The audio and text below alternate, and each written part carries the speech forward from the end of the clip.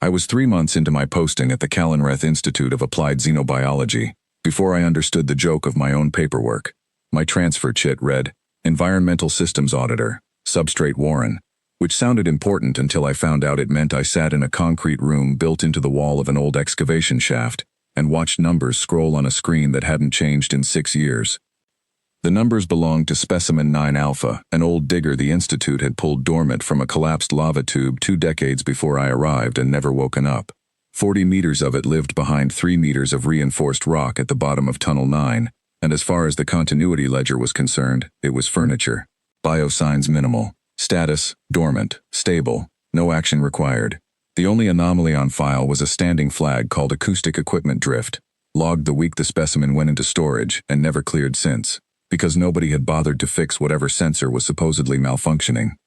I'd spent 11 years before the Institute crawling into places that weren't supposed to have people in them, collapsed shafts, flooded galleries, a silver mine outside Butte that took 4 days and killed a man I liked.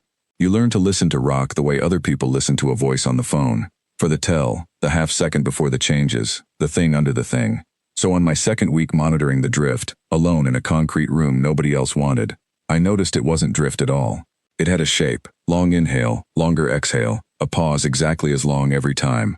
Not a machine failing, a living thing, breathing, on a 40-second cycle that hadn't varied by more than a second in 6 years of logged noise nobody had listened to as anything but noise. I brought it to Vrenna Koss because Vrenna Koss ran the Warren and had opinions about people who weren't supposed to be there. She was dresh, plated the color of wet slate, with antennae that could read a stress spike off a wall 3 rooms away, sensitive to threat frequency, useless for anything patient. She looked at my printout the way you look at a child's drawing of the ocean. The ledger has run continuous diagnostics on that acoustic channel for 6 years, she said. If there were a signal, the ledger would have flagged a signal. It flagged drift.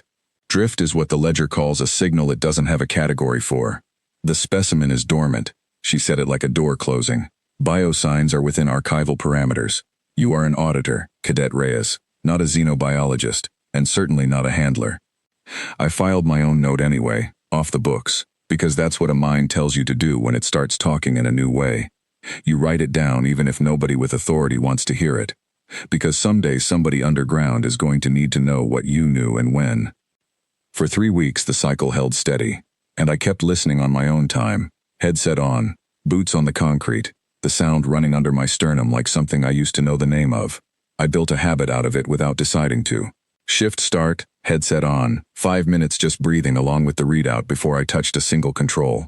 The other auditors thought I was strange for it. One of them, a Keddish cadet named Orson who ran the moisture logs 2 doors down, asked me once why I bothered listening to a channel everyone above my pay grade had already written off. Because somebody wrote it off 6 years ago and never checked again, I told him. Where I'm from, that's exactly the kind of silence that gets people killed, not the loud kind. The kind everyone stopped listening to because nothing had happened yet. He didn't have an answer for that, and I didn't expect one. Orson's people came from open sky and terraced farmland. Nothing in his training had ever asked him to imagine a mountain as a thing with moods. Mine had. My father worked county mine rescue for 30 years, and the first lesson he taught me, long before any certification, was that rock talks constantly, and almost nobody learns the language, because most of a career it says nothing worth hearing. You listen anyway. That's the job. You listen on the boring days so you recognize the one that isn't. Then, on a Tuesday, the pause between exhale and inhale got a half-second shorter. 2 days later, another half-second. I didn't need a science degree to know what that meant. In the silver mine outside Butte, the timbers had started singing a full day before the ceiling came down. A low note none of the instruments were built to hear as anything but background hum. Rock and animals both go quiet in a particular way, right before they stop being quiet at all. I asked for a containment inspection. Denied. Vrenna cited archival stability and a scheduling conflict with a cadet evaluation drill running through the Warren that same afternoon. I asked again, in writing, and got a reminder that auditors did not have handler-tier access to specimen wings, plus a note that repeated queries about a stable file would be entered into my performance record. I let it go one more day. I spent it running the raw acoustic file through every filter I remembered from 4-day rescues, stripping ambient noise, isolating the low end Adresh's threat receptors were built to skip past because it never spiked. What came back wasn't just breathing anymore. There was a second layer under it, faint, rhythmic, the kind of double pulse I'd heard exactly once before, through 11 feet of collapsed rock outside Butte, in the hour before we learned a man hadn't been alone down there after all. I didn't know what it meant for an old digger. I knew what it had meant the last time, and I wasn't willing to bet 40 cadets on the difference. The drill was 40 cadets moving in formation through the upper galleries when Tunnel 9's containment wall opened up along a fault line nobody had logged. 6 years of pressure finding the one seam the ledger's diagnostics had never been asked to check. 40 meters of old digger came through into a service corridor 3 meters from where I was standing, with a headset around my neck and no clearance to be anywhere near it.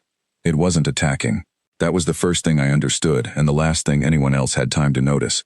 Because a creature the size of a transport shuttle breaking rock apart reads as an attack to any nervous system built to run from things that size.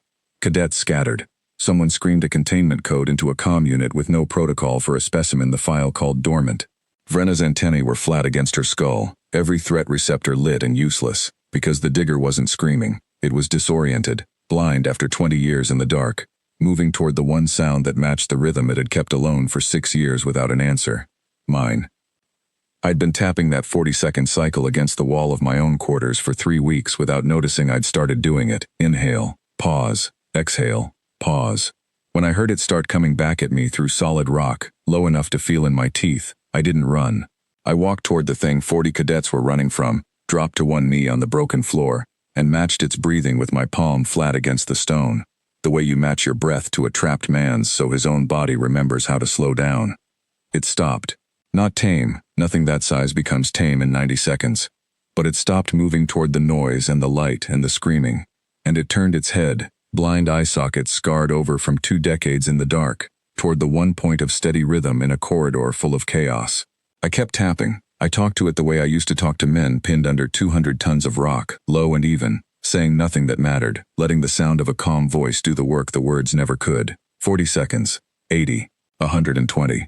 Somewhere behind me, Vrenna was shouting orders that the digger had no frame to receive, and in front of me, a creature the size of a building went still enough that the dust it had kicked up settled around both of us like snow.